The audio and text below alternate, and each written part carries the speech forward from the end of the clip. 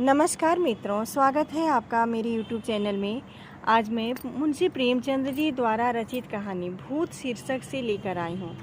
मित्रों, कहानी प्रस्तुत करने से पहले आप लोगों से मेरा एक अनुरोध है कि अगर आप लोग मेरे चैनल को सब्सक्राइब नहीं किए हैं तो ज़रूर सब्सक्राइब कीजिए ताकि मैं पूरी कहानी आप लोगों तक पहुँचा सकूँ। प्रस्तुत है कहानी। मुरादाबाद के पंडित सीतानाथ चौबे गत 30 वर्षों से वहाँ के वकीलों के नेता हैं। उनके पिता उन्हें बाल्यावस्था में ही छोड़कर परलोक सिधारे थे। घर में कोई संपत्ति न थी। माता ने बड़े बड़े कष्ट झेलकर उन्हें पाला और पढ़ाया। सबसे पहले वह कचहरी में 15 मासिक पर नौकर हुए, फिर वकालत की परीक्षा दी, पास हो गए। प्रतिभा थी, 2 ही 4 वर्षों में वकालत चमक उठी। जब माता का स्वर्गवास हुआ तब पुत्र का शुमार जिले के गणमान्य व्यक्तियों में हो गया था। उनकी आमदनी 1000 रुपये महीने से कम न थी। एक विशाल भवन बनवा लिया था, कुछ जमींदारी ले ली थी, कुछ रुपए बैंक में रख दिए थे और कुछ लेन देन में लगा दिए। इस समृद्धि पर 4 पुत्रों का होना उनके भाग्य को आदर्श बनाए हुए था। चारों लड़के भिन्न भिन्न दर्जों में पढ़ते थे, मगर यह कहना कि सारी विभूति चौबे जी के अनवरत परिश्रम का फल था। उनकी पत्नी मंगला देवी के साथ अन्याय करना है। मंगला बड़ी सरल, गृह कार्य में कुशल और पैसे का काम धेले में चलाने वाली स्त्री थी। जब तक अपना घर न बन गया उसने 3 महीने से अधिक का मकान किराए पर नहीं लिया और रसोई के लिए मिश्राइन तो उसने अब तक न रखी। उसे अगर कोई व्यसन था तो गहनों का, और चौबे जी को भी अगर कोई व्यसन था तो स्त्री को गहने पहनाने का। वह सच्चे पत्नी परायण मनुष्य थे। साधारणतः महफिलों में वेश्याओं से हंसी मजाक कर लेना उतना बुरा नहीं माना जाता, पर पंडित जी अपने जीवन में कभी नाच गाने की महफिल में गए ही नहीं। 5 बड़े तड़के से लेकर 12 बजे तक रात तक उनका व्यसन, मनोरंजन, पढ़ना लिखना, अनुशीलन, जो कुछ था कानून था। न उन्हें राजनीति से प्रेम था न जाति सेवा से। ये सभी काम उन्हें व्यर्थ से जान पड़ते। उनके परिवार में अगर कोई काम करने लायक था तो बस कचहरी जाना, बहस करना, रुपए जमा करना और भोजन करके सो रहना। जैसे वेदांती को ब्रह्म के अतिरिक्त जगत मिथ्या जान पड़ता है, वैसे ही चौबे जी को कानून के सिवा सारा संसार मिथ्या प्रतीत होता था। सब माया थी, एक कानून ही सत्य था। चौबे जी के मुखचंद्र में केवल एक कला की कमी थी, उनकी कोई कन्या न थी। पहलौठी कन्या के बाद फिर कन्या हुई ही नहीं और न अब होने की आशा ही थी।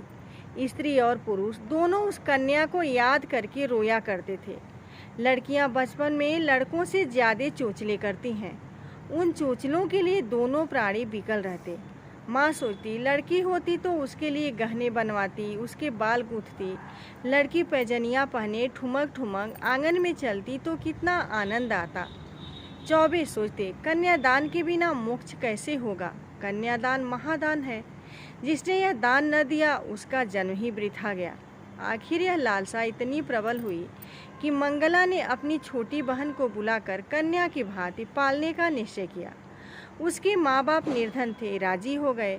यह बालिका मंगला की सौतेली माँ की कन्या थी, बड़ी सुंदर और बड़ी चंचल थी। नाम था बिन्नी। चौबे जी का घर उसके आने से खिल उठा। 2-4 ही दिनों में लड़की अपने माँ बाप को भूल गई। उसकी उम्र तो केवल 4 वर्ष की थी, पर उसे खेलने की अपेक्षा कुछ काम करना अच्छा लगता था। मंगली रसोई बनाती तो बिन्नी भी उसके पीछे पीछे जाती। उसे आटा गुथाने के लिए झगड़ा करती। तरकारी काटने में उसे बड़ा मज़ा आता।